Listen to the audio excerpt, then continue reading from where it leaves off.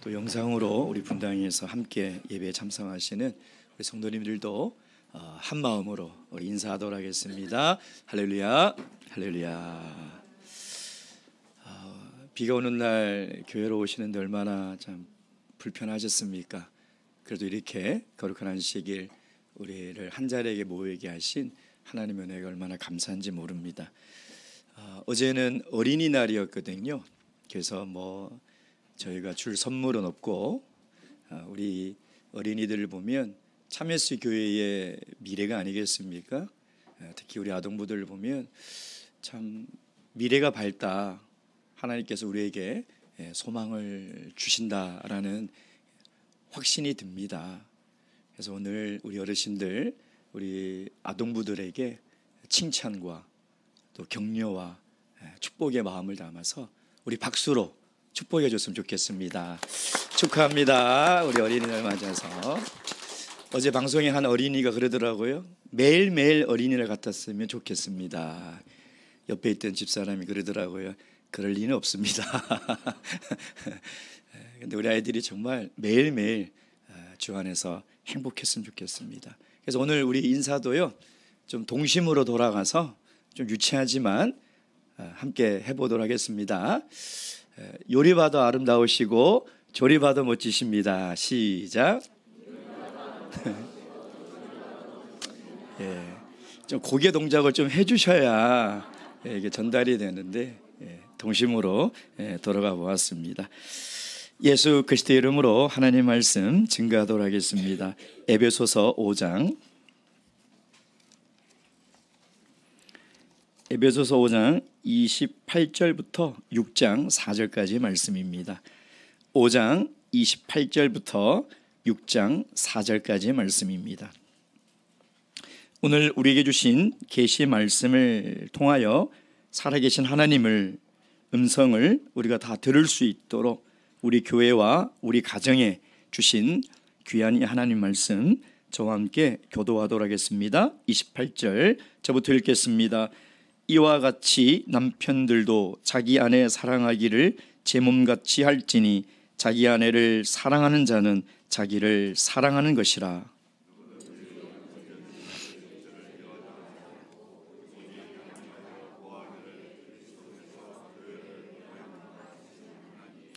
우리는 그 몸의 지체임이니라.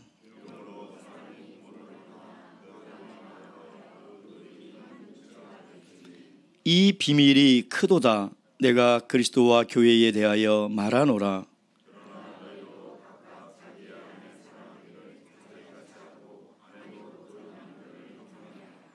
자녀들아, 너희 부모를 주 안에서 순종하라. 이것이 옳으니라.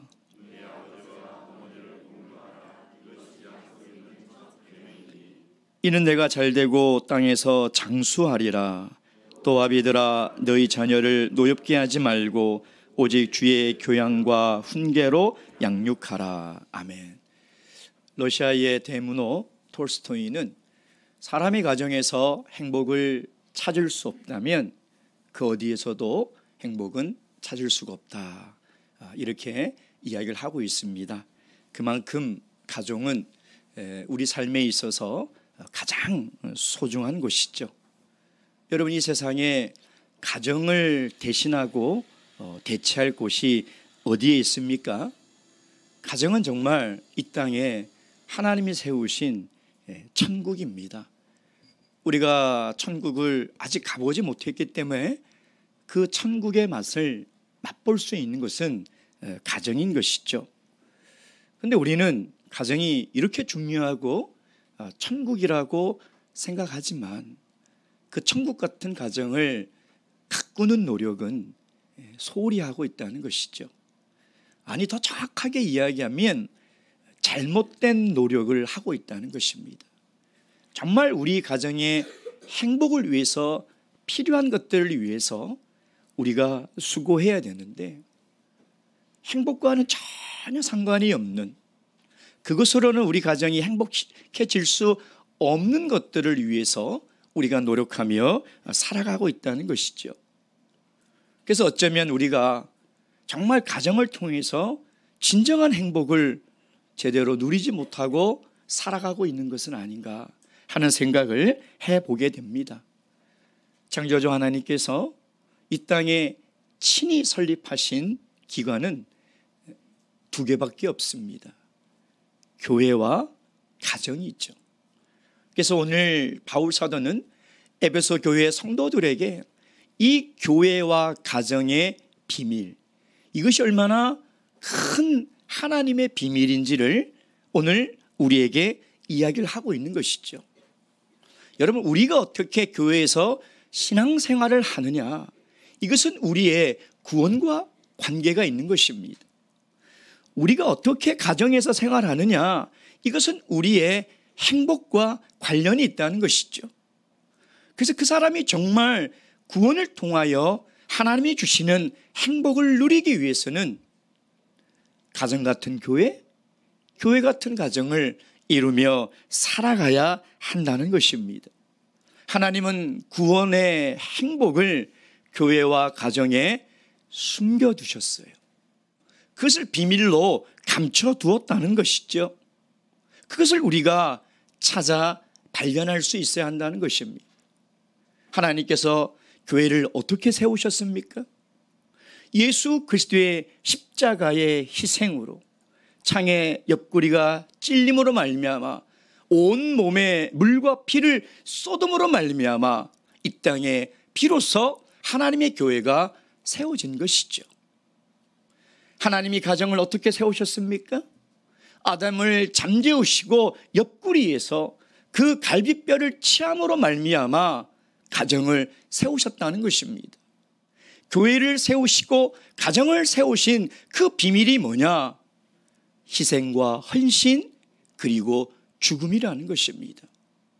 우리가 가정을 행복을 위해서 예수 그리스도께서 교회를 위하여 희생하시고 수고하시고 죽으셨던 것처럼 우리도 가정에서 그 수고와 헌신의 노력이 있을 때 하나님이 가정을 통하여 우리에게 주시고자 하는 그 행복을 누리며 지키며 살아갈 수 있다는 것입니다.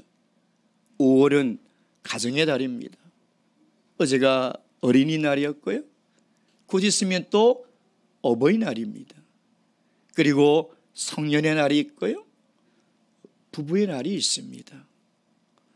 특별히 이 가정의 달을 맞이해서요, 하나님께서 친히 세우신 이 가정을 통하여 하나님이 우리에게 주시는 그 가정의 행복의 비결이 무엇인지를 생각하는, 이 기념일을 축하하고 가족들과 즐거운 시간을 보내는 것도 참 중요하지만 우리 그리스도인의 가정은 그것을 뛰어넘는, 이 가정의 창조주시며 이 가정의 주인이신 그 하나님을 생각하고 그 하나님의 말씀에 경청하는 그런 가정의 달이 되기를 주님의 이름으로 축원드립니다. 그래서 오늘 이 본문의 말씀을 통해서 행복한 가정의 비밀과 비결이 무엇인지를 우리가 다 깨달아서 정말 저와 여러분의 가정이 하나님의 행복이 넘쳐나는, 그 속에서 행복을 누리는 그런 가정이 되기를 주님의 이름으로 축원드립니다. 자, 그 비결의 첫 번째는 뭐냐면 바로 부부관계의 비결입니다. 33절 읽겠습니다. 33절 시작. 그러나 너희도 각각 자기 아내 사랑하기를 자기같이 하고 아내도 그 남편을 경외하라. 가정을 이루는 첫 번째 단계는 남자와 여자가 결혼해서 한 몸을 이루는 순간, 그것을 가정이라고 얘기합니다. 오늘 바울 사도는 그 가정을 이루는 가장 기본이 되는 남편과 아내들에게 뭐라고 이야기를 하고 있습니까? 남자와 여자의 관계는 결혼을 하면 복종하고 경외하며 사랑하는 관계라는 거예요. 어느 한 자매님이 아직도 하나님을 믿지 않는 그 불신자 남편에게 어느 날 그렇게 얘기합니다. 여보, 제발 부탁이니 한 번만 교회 갑시다. 교회 가면 떡이 나와 밥이 나와? 뭐 하려고 그렇게 자꾸 교회를 가자고 귀찮게 하냐고 하고 퉁명스럽게 얘기했어요. 그랬더니 이 부인이 여보, 교회 가면 천국 갈 수 있어요. 예수 믿고 교회 나가면 천국에 갈 수 있어요. 그랬더니 남자가 아주 심각하게 그러면 당신도 예수 믿고 교회 나가니 천국 가? 아, 그럼요. 예수 믿고 교회 나가니 천국 가죠. 그럼 나도 예수 믿고 교회 나가면 천국 가? 아, 그럼요. 그럼 저 세상에서 당신을 또 봐야 돼? 나 안 가. 나 안 가. 싫어합니다. 싫어해. 남편이 천국 가고 싶겠습니까? 지금도 사랑이 다 사라져버리고 의리로 사는데, 못 헤어져서 사는데 예수 믿고 싶은 마음이 있겠냐 이 말이에요. 이런 부부가 결혼해서요 30대가 되면 서로 마주보고 눕고, 40대가 되면 서로 천장을 보고 눕고, 50대가 되면 서로 어떻게 해요? 등을 돌리고 눕고요. 60대가 되면 각방을 쓰고요. 70대가 되면 어디서 자는지도 모른답니다. 이런 부부가 마주보고 누우면 한 몸이 되지만 등을 돌리면 지구 한 바퀴를 돌아야 만날 수 있는 관계가 된다는 거예요. 그게 부부예요. 여러분, 부부관계를 유지하기 위해서는 얼마나 많은 헌신과 희생이 필요한지 압니까? 노력하지 않으면 하나님이 주신 이 부부의 관계를 지킬 수가 없습니다. 값비싼 대가를 지켜야 행복을 지킬 수 있다는 것이죠. 아내들아, 남편들에게 복종하라, 경외하라. 남편들아, 아내를 자기 몸처럼 사랑하라. 근데 아무리 눈을 씻고 남편을 봐도 경외할 만한 구석이 있어요, 없어요? 솔직하게. 아무리 눈을 씻고 쳐다봐도 우리 아내 사랑해 줄 만한 구석이 있어요, 없어요? 솔직하게.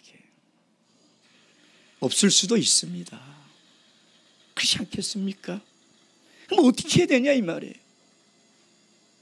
긍휼의 눈을 가져야 돼요. 긍휼의 눈. 긍휼의 눈이 뭐냐면 그 사람이 지금 어떤 모습과 어떤 형편으로 있든지 그것을 귀하게 보고 은혜를 베푸는 것, 그게 긍휼이에요. 여러분, 우리가 구원받아 하나님의 자녀가 된 것은 하나님의 마음에 긍휼이 있었다는 것을 우리는 잊어서는 안 됩니다. 우리가 저 더러운 죄악밭에서 엉망진창으로 살고 있을 때도 하나님은 긍휼의 눈이 있었기에 우리가 예쁘게 보였던 거예요. 우리가 저 죄악 가운데서 내 욕심으로 살아가는 그 순간에도 하나님께는 긍휼의 눈이 있었기 때문에 우리에게 은혜를 베풀어 주신 거예요. 남편을 볼 때 존경하고 경외할 구석이 없습니까? 긍휼의 눈을 가지면 존경해집니다. 긍휼의 마음을 가지면 경외하는 마음이 생깁니다. 아무리 봐도 우리 안에 사랑할 구석이 없습니까? 긍휼의 마음을 가지시기 바랍니다. 창세기 2장 25절 말씀 보겠습니다. 창세기 2장 25절 말씀. 창세기 2장 25절 말씀. 창세기 2장 25절 말씀입니다. 다 함께 읽겠습니다. 시작. 아담과 그 아내 두 사람이 벌거벗었으나 부끄러워 아니하니라. 아멘. 하나님께서 남자와 여자를 부부로 만드시고 한 몸으로 만드셔서 이룬 가정 공동체의 비밀이 뭐냐? 서로 수치되는 것이 있어도 부끄러움을 느끼지 않는 거예요. 남편의 수치가 있고 아내의 수치가 있어도 벌거벗었으나 서로 사랑으로 그 허물을 덮어주고 긍휼로 감싸주고 그것을 이해해주고 서로 부끄러움이 없는 관계, 그것이 남편과 아내의 관계예요. 제발 남편의 수치를 드러내지 마세요. 제발 아내들의 부족한 것을 드러내지 마세요. 하나님이 만드신 가정공동체의 가장 기초가 되는 이 부부관계의 비밀, 행복을 지킬 수 있는 비밀은 여기에 있는 거예요. 서로 경외하세요. 그리고 서로 사랑하는 거예요. 얼마나 희생이 필요하겠습니까? 얼마나 헌신이 필요하겠습니까? 그러나 그것을 지켜가야 된다. 어느 한 마을에요, 이 아가씨가 태어날 때부터 눈썹이 없는 거예요. 이상한 희귀병이 걸리는 거죠. 눈썹이 없다고 생각해 보세요. 아무리 미모가 특출나고 하더라도 눈썹이 없으면 참 이 미적으로 이상하게 보이지 않습니까? 오늘 집에 가서 한번 해보세요. 궁금하시면.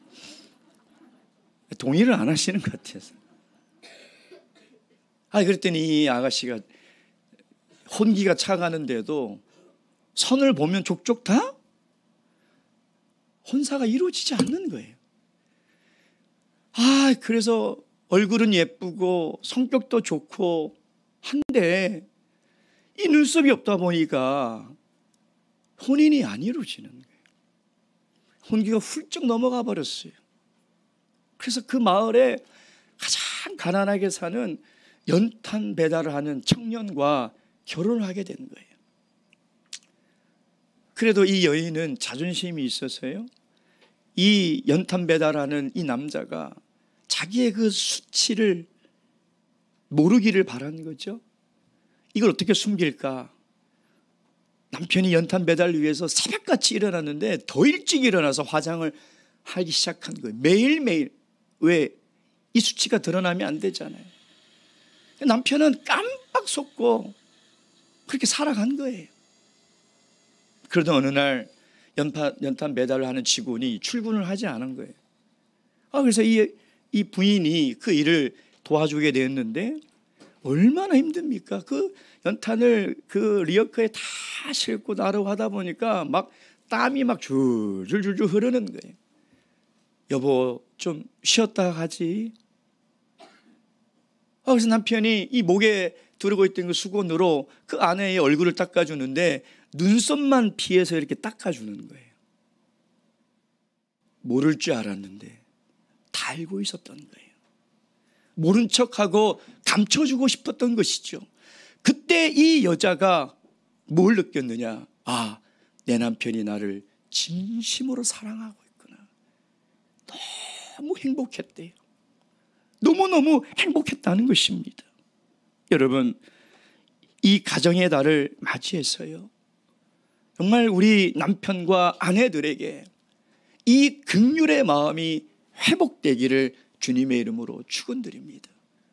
이것이 우리 가정의 행복을 지키는 비결이라는 것이죠. 그리고 이것을 꼭 실천했으면 좋겠어요. 오늘 말씀만 듣고 그래 돌아가서 또 잊어버리고 살아가는 것이 아니라 꼭 실천했으면 좋겠어요. 그래서 이것은요, 그냥 영어 단어 외우듯이, 수학 공식 외우듯이 그냥 공식으로 외워서 처음에는 그냥 로봇처럼 AI처럼 말해도 상관없어요. 반드시 실천해야 될 세 가지 말이 있습니다. 고미사. 따라해 보세요. 고미사. 고 뭐예요? 고마워요. 미 미안해요. 사 사랑해요. 이 세 마디를 기계처럼 해도 상관없어요. 제발 좀 하세요. 제발. AI처럼 해도 상관없어요. 해야 돼요. 우리나라 사람들은 사랑해서 결혼했는데 한평생 고맙다는 말도 안 하고요, 미안하다는 말도 안 하고요, 사랑한다는 말도 안 해요. 왜 이렇게 이 사랑한다는 말에 인색합니까? 그리고 그래요. 마음은 있어요. 그래, 마음은. 마음이 있으면 좀 하세요. 왜 안 하냐 이 말이에요. 어떤 이 남편이 야, 그래서 나도 좀 해봐야 되겠다. 그래서 이제 아버지 학교를 간 거예요. 아버지 학교 갔더니 이제 남편에 대한 이 교육과 훈련도 하지 않습니까? 근데 그 강의가 다 끝나고 과제가 뭐냐면 이 강의가 끝나고 나서 다 조별로 모여서 집에 전화해서 아내에게 여보 사랑해 이 말을 해야 되는 거예요. 이 말을 해야 이 숙제가 완성이 되는 거죠. 그래서 이제 조별로 모였어요. 조별로 모여가지고 이제 이 사람이 첫 번째로 전화를 해야 돼요. 전화랑 여보 잘 있지? 나 이제 하루만 끝나면 강의 끝나고 이제 집에 가. 근데 사랑한다는 말이 입 밖에 안 나오는 거예요. 이걸 해야지 이 과제가 되고 다음 사람이 또 하는데 옆에서 뭐예요? 빨리 사랑한다고 얘기하세요. 한 번도 사랑해라고 말을 해본 적이 없어요. 아마 대부분 그럴 거예요. 그렇죠? 그래서 이제 옆에서 막 아우성을 치니까 사사사사사사사 사돈 어른은 잘 계시지? 안 되는 거예요. 이게. 근데 놀라운 것은요. 한번 딱 해보세요. 그러면 그 다음부터 돼요. 제발 사랑한다고 얘기 좀 자주 하세요. 그게 뭐 어렵나요? 좋은 차를 사줘야 행복한 것이 아니라 차 문을 열어주는 것이 행복한 거예요. 비싼 돈 들여 해외여행 못 가도요. 이 볕 좋고 날 좋은 날 두 손 잡고 공원에 산책하며 얘기 나누는 것 그게 훨씬 행복할 수가 있는 거예요. 내가 해줄 것이 없어서 월급도 쥐꼬리만큼 줘도요. 여보 생활비 많이 못 줘서 미안해 이 한마디면 행복한 거예요. 그 비결이 거기에 숨어 있는 거예요. 고맙습니다. 미안합니다. 사랑합니다. 숙제입니다. 제가 다 확인해 볼 겁니다. 하세요. 5월달 용기를 내서 꼭 해주시 바랍니다. 그 남편들도 우리 아내들이 음식을 차리면 제발 맛있다 3번은 꼭 하세요. 맛있다 3번은 꼭 하셔야 돼. 아니 이건 공식적으로 그냥 기계적으로 하세요 제발. 그 마지막에 다 먹고 나서 꼭 이 말씀 하셔야 돼요. 야 맛집이네. 이 말씀 꼭. 그러면 우리 아내들은요 그 음식 차린 수고 그 수고도 아니 그러면 더 다음에 맛있는 반찬이 나와요. 왜 그걸 모르세요? 그러면 맛있는 반찬 해달라고 안 해도 더 나오는데 야 오늘은 이게 뭐야 맛이 그러니까 힘든 거예요. 왜 그 비밀과 비결을 모르세요? 5월 정말 한번 실천해 보세요. 그러면 하나님께서 여러분의 가정에 이 감추어진 그 행복을 정말 가득가득 넘치게 부어주지 않겠습니까? 그런 행복이 넘치는 부부관계, 가정이 되기를 주님의 이름으로 축원드립니다. 두 번째 비결은 어디에 있냐면 부모와 자녀의 관계의 비밀이 거기에 숨어져 있습니다. 자, 다시 6장 1절 2절 6장 1절 2절 다 함께 읽겠습니다. 시작. 자녀들아 너희 부모를 주 안에서 순종하라. 이것이 옳으니라.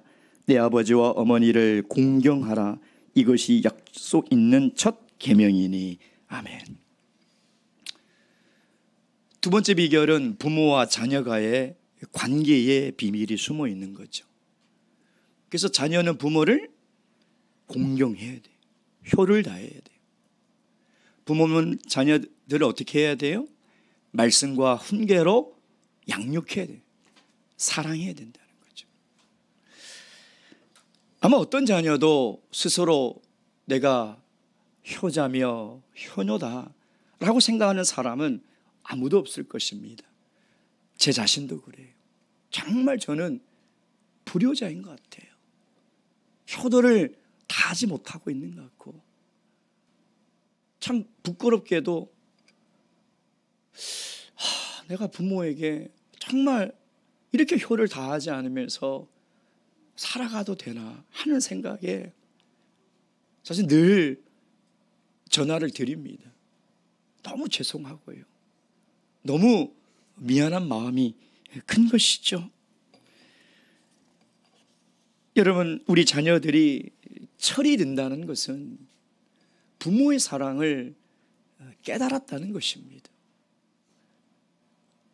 어릴 때는 너무나 당연하게만 생각했던 그 부모의 사랑이 당연한 것이 아니구나, 당연한 것이 아니었구나라는 것을 깨닫는 것, 그것이 철이 든 거죠. 근데 철이 드는 순간 부모는 나와 함께할 시간이 많지 않다는 거예요. 참 슬프게도 많지 않아요. 그래서 자주 찾아뵈야 돼요. 맛있는 음식도 대접해야 되고요. 여행도 보내드려야 돼요. 저는 하나도 못하고 있습니다. 근데 제가 곰곰이 생각해 보니까 정말 철이 들어서 부모를 공경하고 효를 다하는 것이 무엇일까? 그것은 우리가 자라면서 부모들에게 받았던 그 사랑에 대한 책임을 다하는 것이라는 것이죠. 부모로부터 받은 그 사랑에 대한 그 책임을 우리가 다시 돌려줘야 한다는 것입니다. 무슨 말일까요? 부모로부터 받은 사랑에 대한 책임을 우리가 돌려준다는 것이 무슨 의미일까요? 여러분, 우리 부모님들이 우리를 사랑하는 것은요, 아무 조건도 없었어요. 무조건적인 사랑이었죠. 내가 건강할 때나, 내가 질병이 있을 때나, 내가 공부를 잘하든 못하든, 내가 속을 썩이든 말을 잘 듣든, 우리 부모들은 그거 전혀 상관없이 우리를 사랑해 주었다는 거예요. 그 사랑을 돌려줄 책임이라는 것은 뭐냐면, 우리 부모가 지금 어떤 질병으로 어떤 모습과 어떤 형편에 있든지, 집에 있든 요양원에 있든 병원에 있든 상관없이 우리 부모들도 우리 자녀들에게 사랑을 받고 있구나, 존중을 받고 있고 공경함을 받고 있구나, 그것을 느끼는 것이 바로 부모로부터 받은 그 사랑에 대한 책임을 돌려주는 것이죠. 마음으로부터 공경하는 거예요.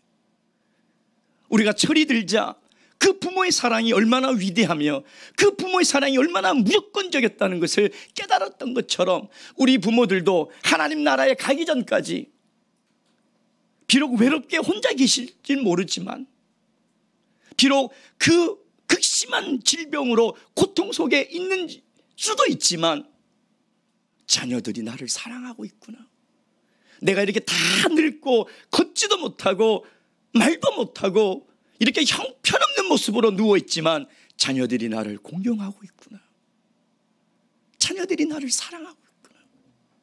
저는 우리 부모들이 그런 사랑과 공경을 죽을 때까지 자녀들로부터 받으면서 하나님 나라에 갔으면 좋겠어요. 외롭지 않으시고 그 따뜻한 자녀들의 사랑을 느끼면서 마지막까지 살으셨으면 좋겠어요. 그것이 가정의 행복의 비결이라는 거예요. 형편마다 다 다르잖아요. 자주 찾아볼 수 없는 형편이 있을 수 있고, 때마다 맛있는 것을 접대하지 못하는 사람도 있을 수 있으며, 남들 다 함께 가는 여행을 못 갈 수도 있지만은 그 사랑에 대한 책임을 우리가 부모들에게 다 해야 되지 않나요? 그래서 그 따뜻한 이 부모들의 사랑 속에서 하나님을 만나는 것, 그것이 이 가정이 행복할 수 있는 비결이라는 것입니다. 바라옵기는 우리 자녀들, 부모들을 이런 마음으로 진심으로 공경하시고 존중하시고 사랑하시길 주님의 이름으로 축원드립니다. 또한 이 부모와 자녀들에 대해서 하나님은 어떻게 말씀하고 있습니까? 4절 말씀 다 함께 읽겠습니다. 4절 시작. 또 아비들아, 너희 자녀를 노엽게 하지 말고 오직 주의 교양과 훈계로 양육하라. 여러분, 지금 우리 10대들이요, 전 세계에서 자살률이 1위입니다. 자살을 제일 많이 하는 나라가 대한민국인데요, 가장 많이 하는 계층이 10대입니다. 얼마 전 강남에서도요, 중학생들이 함께 투신 자살했어요. 여러분, 지금 10대들이 우울계라는 거 들어보셨어요? 우리가 개모임 하듯이 우울계라는 모임이 있어요. SNS에 자살계가 있어요. 거기 들어가면 서로 그래요. 죽으면 끝나는데 얼마나 편하냐. 공부에 대한 스트레스, 그 강박관념, 경쟁에서 뒤떨어진다는 그 열등감, 그 모든 것들을 자살로 다 해결할 수 있다고요. 거기서 서로 그런 글들을 올려요. 중학생들이요.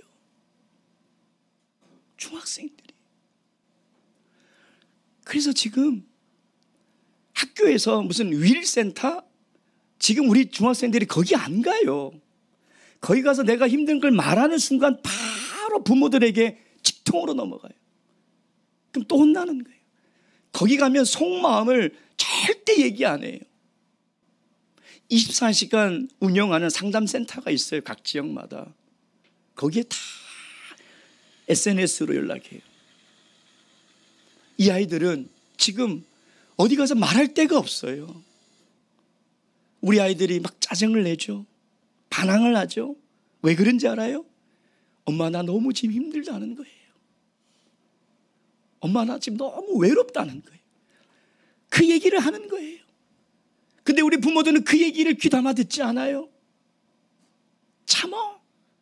공부해야지. 학원 가야지. 우리 아이들이요, 그 스트레스와 그 우울감으로 극단적인 선택을 다 하고 있는 거예요. 우리 아이들은 괜찮을 것 같아요? 그런 생각하지 마세요, 여러분. 자녀의 문제는 부모의 문제예요. 가정 전문가들이 얘기하는 게 뭐냐면, 문제 있는 자녀는 없어요. 문제 있는 부모만 있을 뿐이에요. 그 자녀의 문제는 다 부모의 문제라는 것입니다. 여러분, 우리가 자녀를 정말 사랑한다면 그 사랑에는 소망이 포함되어 있는 거예요. 그 사랑에는 희망이 포함되어 있는 거예요. 지금 속썩이고 말 안 듣고 힘들게 하지만 그 아이를 대할 때는 소망을 가지고 대해야 돼요. 희망을 가지고 바라볼 수 있어야 한다는 것이죠. 눈물의 기도로 키운 자녀는 절대 망하지 않는다. 저는 이것을 믿습니다. 제가 신학을 결심하고요, 부모님께 신학을 해야 되겠다라고 말씀을 드린 순간 저희 어머님이요, 제가 처음 듣는 말씀을 해주셨어요. 내가 너를 낳자 말자. 나시린의 소원처럼 나는 너를 하나님께 드렸다. 그리고 평생을 네가 하나님의 종이 되기를 위해서 기도하셨다는. 그때 제가 뭘 깨달았냐면, 저는 하나님의 부르심에 내가 응답했다라고 생각했는데 어머님의 기도에 하나님이 응답하셨구나. 사랑하는 우리 부모님들, 이 하나님을 신뢰하시기 바랍니다. 눈물의 기도로 키운 자녀는 절대 망하지 않습니다. 지금 어떤 모습, 어떤 모양으로 살아가고 있다고 해서 낙심하지 마시기 바랍니다. 자책하지 마시기 바랍니다. 하나님께 기도하세요. 하나님을 신뢰하고 하나님께서 그 마음을 움직여 주시고 그 마음에 소망을 주시기를 믿으시고 기도하셔야 돼요. 눈물의 기도로 키워야 돼요. 여러분, 자녀 키우는 것이 얼마나 힘듭니까? 그러나 하나님을 신뢰함으로 말미암아 기도로 우리 자녀들을 사랑으로 품고 기도하시는 그런 부모님들이 되시길 주님의 이름으로 축원드립니다. 마지막 세 번째, 이 행복한 가정의 비결은 하나님과의 관계에 있다는 거예요. 그 말이 무슨 말입니까? 5장 27절 말씀, 5장 27절 함께 읽겠습니다. 5장 27절 시작. 자기 앞에 영광스러운 교회로 세우사 티나 주름 잡힌 것이나 이런 것이 없이 거룩하고 흠이 없게 하려 하심이니라. 이와 같이. 그리고 28절에 나오죠.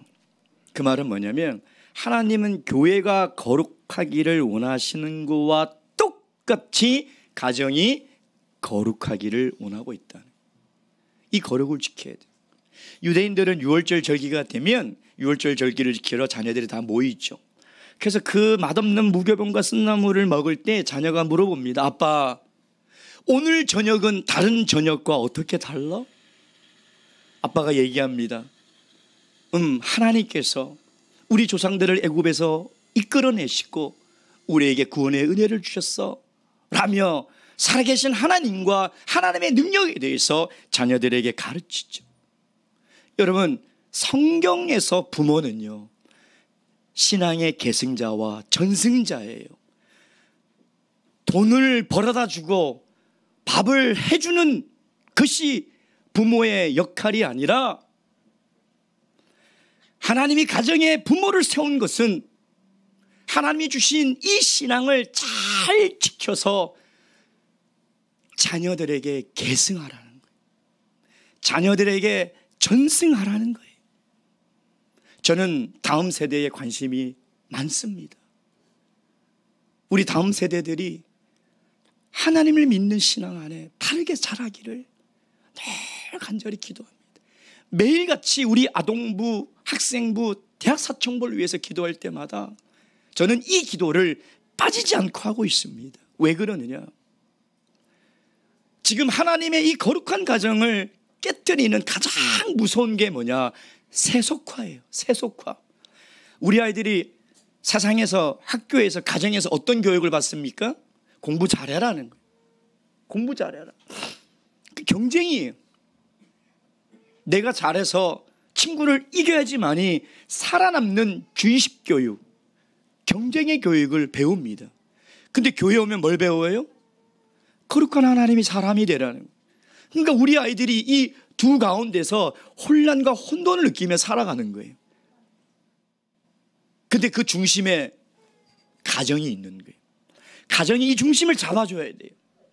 지금 좀 성적이 떨어지는 한이 있더라도, 조금 낮은 대학 가는 한이 있더라도 신앙의 가치를 반드시 지켜야 돼요. 그래야 우리 아이들이 학원 가는 것보다 안식일 지키는 것이 훨씬 중요한 일이구나, 이것이 우리 가정의 행복을 지키는 일이구나, 성적을 올리는 것보다 예배에 참석하며 말씀 읽고 기도하는 것이, 이것이 훨씬 가치 있는 일이구나 라는 것을 알게 된다는 것이죠. 여러분, 이것을 양보해서는 안 돼요. 지금 세상에 이 세속적인 교육이 우리 아이들을 다 죽이고 있어요. 우리 아이들의 영혼을 다 그냥 갈고리로 탁 엮어가지고 다 나일강강에 다 던져버리고 있다니까요. 보이지 않습니까, 여러분? 우리 아이들이 다 그렇게 죽어가고 있는 것이 여러분 보이지 않냐 이 말이에요. 그것을 지킬 수 있는 가정이 돼야 된다는 거예요. 여러분, 어떤 부모가 정말 좋은 부모일까요? 어떤 부모가 가장 성경적인 부모일까요? 신앙을 전승해 줄 수 있어요. 저는 개인적으로 제가 기억하는 어머니는 딱 두 모습이에요. 늘 기도하셨고, 늘 성경을 펴놓으시고 말씀을 읽으시며 저희들을 말씀으로 훈계하시고 가르쳤었던 그 모습밖에 없어요. 여러분 자녀들에게 어떤 모습으로 비춰지고 있습니까? 하나님의 말씀을 가르쳐야 돼요. 가르쳐야 돼요. 여러분, 유대인들은 그 신명기 6장의 쉐마, 6장 4절의 쉐마, 들으라 이스라엘이여, 그리고 너희 자녀를 부지런히 가르치라는 이 신명기 6장의 말씀을 자녀 교육의 대원칙으로 삼고 있습니다. 가르쳐야 돼요. 억지로 억압하고 강압한다고 해서 되는 것이 아니에요. 가르쳐야 되는데 언제 가르쳐야 되느냐? 유대인들은 성인식을 몇 살에 하냐면 13세에 합니다. 13세가 되면 성인식을 하는데 유대인들은 결혼식보다 성인식을 훨씬 더 성대하게 치릅니다. 그러면 13세에 왜 성인식을 하느냐? 13세 될 때까지 가정에서 토라를 다 가르쳐요. 토라를. 그리고 13세가 되면 이제 이 아이는 세상에서 하나님의 자녀로 살아가겠다는 선약, 언약을 하는 것이 성인식이에요. 13세 이전에 다 가르쳐야 돼요. 넘어가면 힘들어요. 중고등학생들에게 지금 이미 하나님의 말씀을 가르치는 건 너무너무 힘든 시대를 살아가고 있어요. 하나님의 말씀을 어리면 어릴 때일수록 가르쳐야 그 아이가 진정한 행복을 누리며 살아갈 수 있는, 그것이 우리 부모가 행복을 지키는 비결이라는 것입니다. 사랑하는 성도 여러분, 그렇다면 우리가 어떻게 부부가 이제 서로 사랑을 고백하고 고마워 미안해 사랑해 하고 또 어떻게 자녀들과 소통하며 부모를 경외하며 또 자녀들을 말씀으로 이 세상의 세속적인 이 소리에 귀걸이지 않고 이 자녀들을 신앙의 원칙과 가치로 가르칠 수 있겠습니까? 맨정신으로 하겠습니까? 여러분, 맨정신으로 가셔서 여보 사랑해 하시겠냐 이 말이에요. 못해요. 그럼 어떻게 해요? 맨정신으로 자녀들에게 야 오늘부터 가정예배 드리자 그렇게 할 수 있겠어요? 오늘부터 아빠와 기도하자, 오늘부터 자기 전에 엄마랑 기도하자 할 수 있겠냐 이 말이에요. 어떻게 해야 됩니까? 5장 18절 말씀이 있겠습니다. 그 비결이 여기에 있습니다. 에베소서 5장 18절 말씀 다 함께 읽겠습니다. 시작. 술 취하지 말라. 이는 방탕한 것이니 오직 성령의 충만함을 받아라. 맨정신에 못합니다. 그래서 바울사도는 성령이 충만하면 부부가 사랑하고 경외할 수 있고 성령이 충만하면 부모를 공경하고 자녀를 말씀으로 훈계할 수 있다라고 이야기를 하는 거예요. 사랑하는 성도 여러분, 성령의 충만은 혼자 기도실에서 충만하게 기도하는 것이 성령 충만이 아니라 성령 충만은 가정에서 이루어지는 거예요. 성령 충만한 삶을 살아가는 것은 가정에서 실제로 사랑하며 실제로 경외하며 하나님의 말씀을 가르치며 여호와를 경외하는 삶. 맨정신으로 안 되죠. 성령 충만함을 받으시기 바랍니다. 우리 가정에 하나님의 성령이 충만하게 임하도록 기도하셔서 하나님이 가정해 주신 모든 행복을 다 누리시는 저와 여러분의 가정 되길 주님의 이름으로 축원드립니다. 묵도하시겠습니다.